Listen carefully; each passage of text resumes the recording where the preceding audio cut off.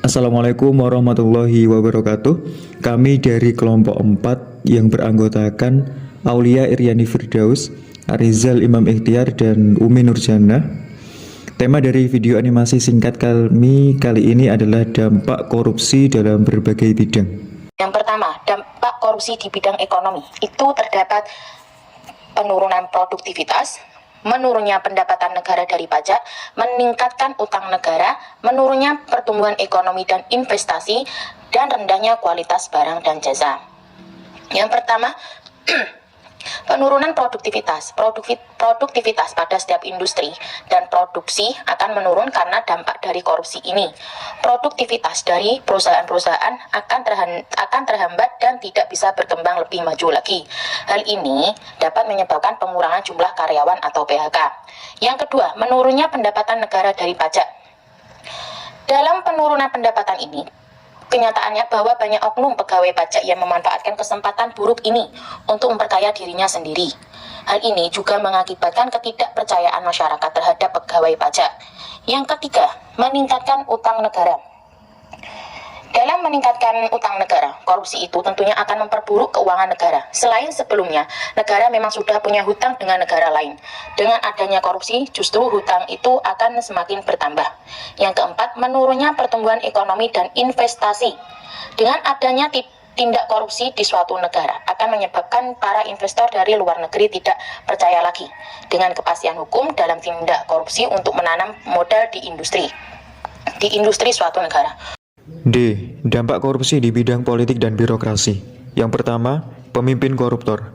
Adanya praktik suap dari para calon-calon pemimpin partai saat pesta demokrasi akan membuat bayangan bahwa mereka juga akan menjadi calon koruptor. Yang kedua, publik tidak lagi percaya demokrasi. Semua pejabat negara, legislatif maupun petinggi pejabat negara tidak lagi dipercaya oleh publik karena banyaknya koruptor dari dalam sana. Yang ketiga, menguatnya plutokrasi. Plutokrasi adalah sistem politik yang dikuasai oleh kaum yang memiliki modal besar. Setiap perusahaan besar memiliki hubungan dengan partai-partai tertentu. Beberapa pengusaha juga menjadi ketua partai politik tertentu. Ini membuat kepentingan perusahaan dan partai menjadi tidak sesuai.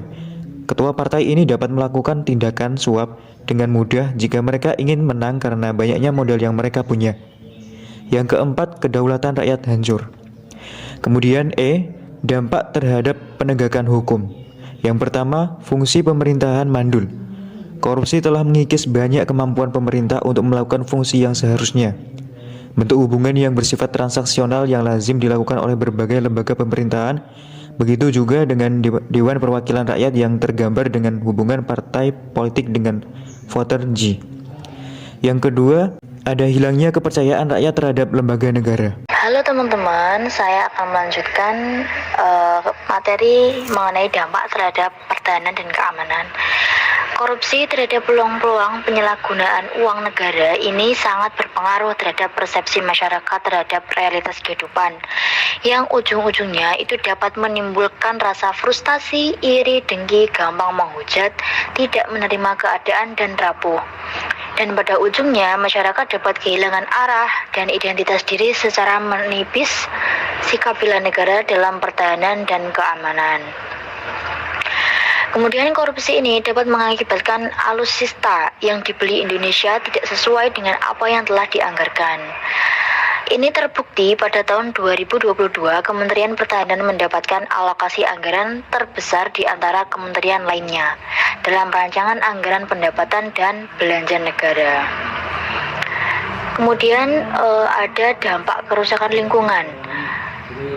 Ini menurut Warta Kehati Juni sampai Juli 2000 bahwa tepatnya tahun 72 di Stockholm, Swedia, ini diselenggarakan konferensi PBB yang bertemakan lingkungan hidup. Salah satu dampaknya ini kualitas lingkungan, yakni menurut laporan yang dibuat, ini Indonesia sebagai negara kelima terbesar yang mempunyai hutan alam, menempati urutan kedua sebagai laju kerusakan hutan yang terjadi.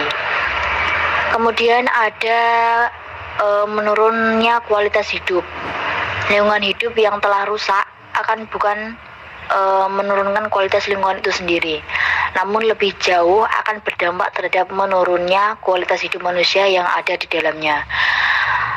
Mungkin itu yang dapat saya sampaikan. Terima kasih.